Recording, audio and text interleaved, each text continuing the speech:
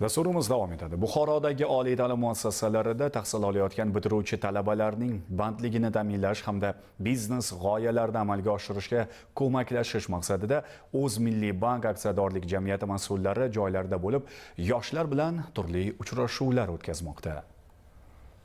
Buxoro viloyatida ham so'nggi yillarda sanoatning barcha tarmoqlari jadal sur'atlarda rivojlanib bormoqda. Sohaga e'tibor natijasida hududda ko'plab zamonaviy korxonalar ish boshlayapti. Bunda ayniqsa to'qimachilik yo'nalishining ulushi nihoyatda katta. Mana shunday loyihalardan biri Buxoro shahridagi paxta tolalarini tayyorlash va yigirish jamiyati bo'lib, ushbu loyihaga prezidentimizning 2023-yil 21-oktyabrdagi eksport faoliyatini moliyaviy qo'llab-quvvatlashni yanada kengaytirish chora-tadbirlari to'g'risidagi farmoni asosida O'zmilliy bank aksiyadorlik jamiyati Buxoro amaliyot bank xizmatlari markazi tomonidan $5 million kredit ajratilgan edi. Bu bilan korxonada tayyor tekstil mahsulotlari ishlab chiqarish imkoniyatlari yanada kengaydi. Tabiiyki, bu jarayon qo'shimcha ishchi kuchiga bo'lgan talabni ham oshirmoqda. O'zmilliy bank rahbariyatining Buxoro viloyatiga navbatdagi tashrifi doirasida o'tkazilgan rahbar va yoshlar uchrashuvida aynan mazkur jamiyatga yosh va malakali mutaxassislarni jalb qilish masalasi ustuvorlik kasb etdi.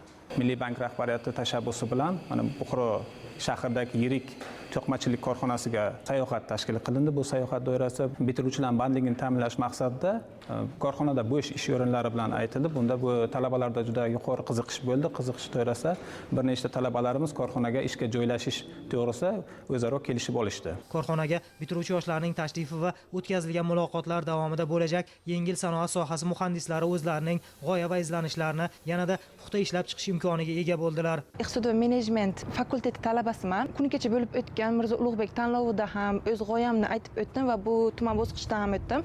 Mening g'oyamning mavzusi quyosh panellarini masofadan turib, mikrotebiranish va elektr to'lqini orqali tozalash. O'zbekiston hududida ham juda ham eng yaxshi g'oya sifatida tan olindi va bu loyihamni qo'llab-quvvatladilar. Bu loyiha bo'yicha Milliy bankdan grant so'radim va ijobiy fikr bildirishdi va bu loyiham kelajakda yaxshi g'oyalar safida bo'ladi. Sayohat so'ngida Buxoro davlat texnika universiteti talabalari bilan ochiq muloqot ham tashkil qilindi. Unda yoshlarning takliflari, tashabbuslari tinglandi. O'z navbatida tadbirkorlikni boshlash istagida bo'lgan bitiruvchilarni moliyaviy qo'llab-quvvatlash borasida bank imtiyozlari haqida ma'lumotlar berildi. Xususan, kelajakka qadam loyihasi va uning mohiyati batafsil tushuntirildi.